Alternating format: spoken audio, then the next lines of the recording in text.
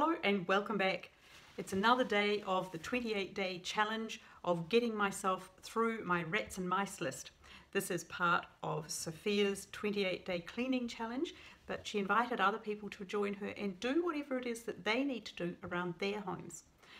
Now, her link is down below and there's a whole playlist full of lots of other people who've joined in this challenge. It's a lot of fun, so go and have a look and see if you can find some others who are doing similar things. If you're new to my channel, I'm Deirdre and I'm knocking over those little rats and mice that just don't get done unless you focus and give it some time, because you'll always just say, hey, it's only going to take a minute.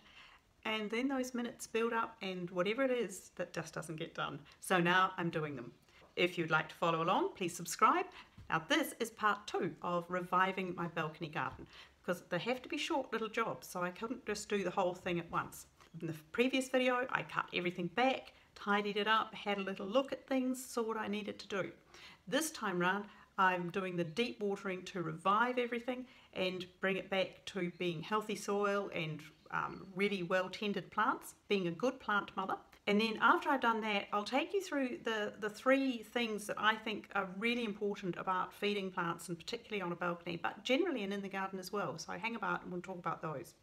There is the balcony today. What you can see there is the fact that this plant, the Clematis montana and the jasmine in that one pot, took a tumble off their perch in this very strong wind.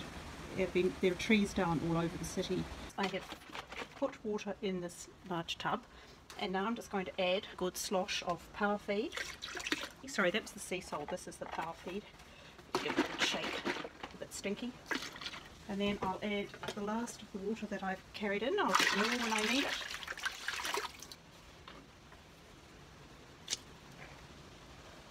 Whoops, here we go. See the little bubbles coming to the surface as the water level becomes the same across from the tub right through, saturating the pot, so it will be completely soaked. This is just the best sort of watering you can do, especially in this case because it's filled up with plant food and the soil improver, which is made from seaweed, and that's just a wonderful way for it to have a drink and a bit of a recovery moment. I've been watering them, bringing them in and out of this big pot full of bucket water. I've done little flax, it looks much better, and the vine and the little buddleia over there looking much perkier. I really have been a bad plant mother. I'll just work along and finish doing these.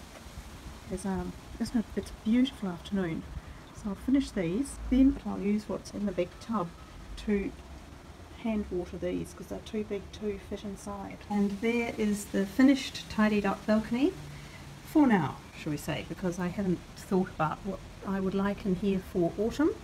I know that I've been a good plant mother and everything is well fed and well watered and looking very smart. Little solar lanterns bobbing away quite happily. I'll give you a close-up of how these little ones have come out. These are the ones that I trimmed up yesterday.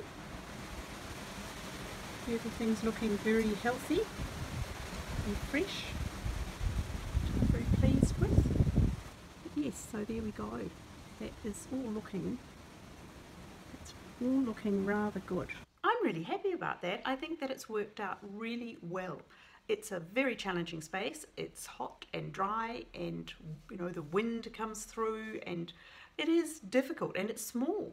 So to get any sort of impact in such a tiny space where it has the challenge of the air conditioning unit sitting there, I'm okay with what I've done so far. One of the questions I was asked was, why have I put slow release fertilizer in and use liquid fertilizer in the water as well? There are 3 reasons why I do that. The first one is that when plants are confined to a pot, they really do strip the nutrients out very dramatically, and the potting mix goes from being quite good potting mix 6 months earlier, but through the growing season, by the end of it, the nutrient level is right down and you just have to keep adding to it. It's why when you're gardening in the ground, you add that 2 or 3 centimetres, 4 centimetres of compost, good rich compost that you've made yourself if you're lucky enough to have the space, and you add that over the top of the soil because it helps to enrich the soil and to keep the nutrient level up, which keeps it available for the plants. Now, the second reason I do a good strong liquid feed is because the roots dry out very easily in this sort of environment and need the quality of the soil to be as strong as possible so that it can hold as much water as possible. The liquid feed and the soil conditioner act against the soil becoming water repellent. The third reason I use the Seasol, the seaweed soil conditioner, because that is incredibly good at reviving the soil and for the little microbes and things like that that are so important to the plants actually being able to grow. So that's my little thing about gardening in the air and gardening anywhere. So I'll continue doing these little rats and mice jobs. I've got quite a few on the list. If you've enjoyed this video, give me a thumbs up. Please subscribe if you're new, and yes, we're getting so close to that 1,000. It's amazing. So thank you all for that. I will be back tomorrow. Leave me a comment down below, and I hope that whatever you're doing today, that you're having a lovely time, and I'll see you soon. Bye.